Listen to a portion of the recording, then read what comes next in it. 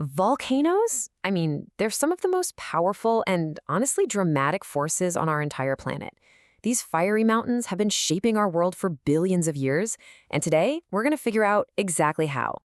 All right, before we dive in, just a quick heads up. This is part 7 of our big 20-part series on Earth science. So if you're just joining us, welcome. And if you've been here from the start, it is great to have you back. For centuries, volcanoes were this terrifying mystery. People imagined they were the work of angry gods, or maybe even gateways to the underworld. But today, we're going to be detectives. We're going to piece together the clues and solve the mystery of what really makes a volcano tick. Okay, let's just start with the sheer spectacle of it all. I mean, look at that. It's just this raw display of planetary power.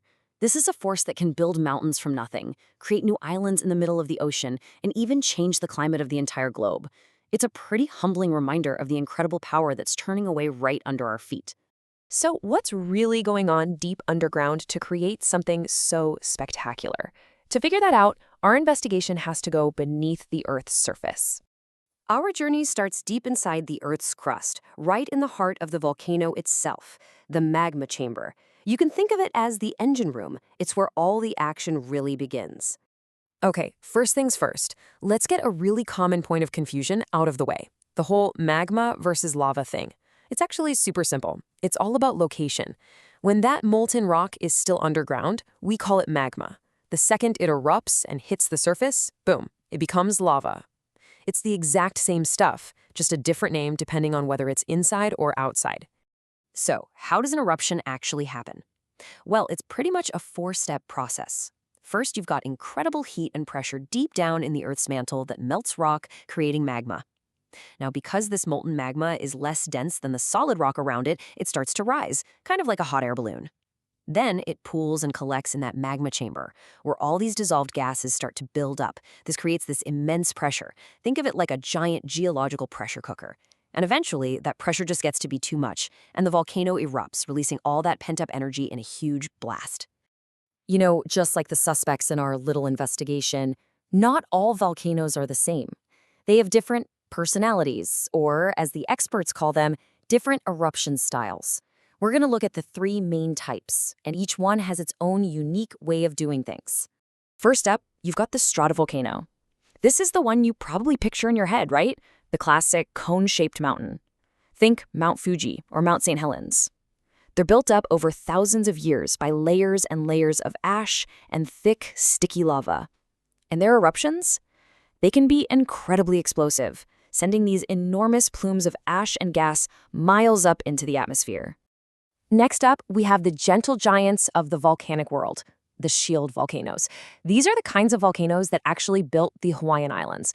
So instead of those big, violent explosions, they produce this really fluid, runny lava that can flow for miles and miles, creating these broad, gently sloping mountains.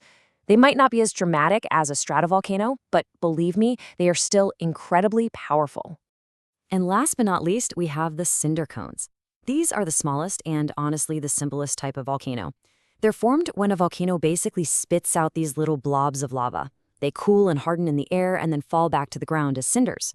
Over time, all those cinders build up around the vent, and you get this small, steep-sided cone, almost like a giant anthill made of volcanic rock. So this is where it all clicks together. You can see there's a super clear connection between the type of lava a volcano has, the way it erupts, and the shape it ends up with.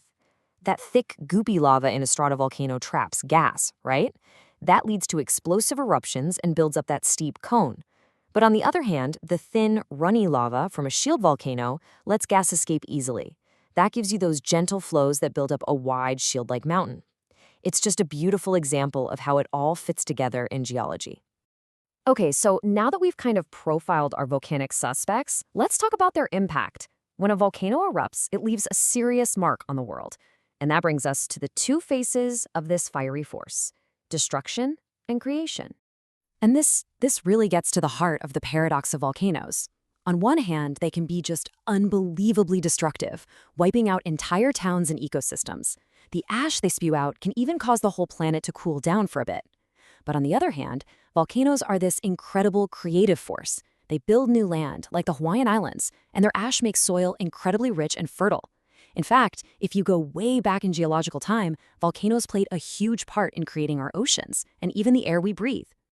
And if you want a really stark reminder of that destructive power, just look at the eruption of Mount Tambora in Indonesia way back in 1815. It was one of the most powerful eruptions in all of recorded history. It threw so much ash and gas into the atmosphere that it literally caused a global cooling effect. The next year, 1816, became known as the year without a summer. Crops failed and there was famine all across the northern hemisphere. It's just a sobering example of how one eruption can send ripples across the entire planet. So, as we start to wrap up our investigation, let's zoom out and think about the bigger picture here. Volcanoes aren't just some random geological disaster. They are a fundamental part of what makes our planet a living, breathing world. And this, right here, is probably the most important thing to take away from all of this.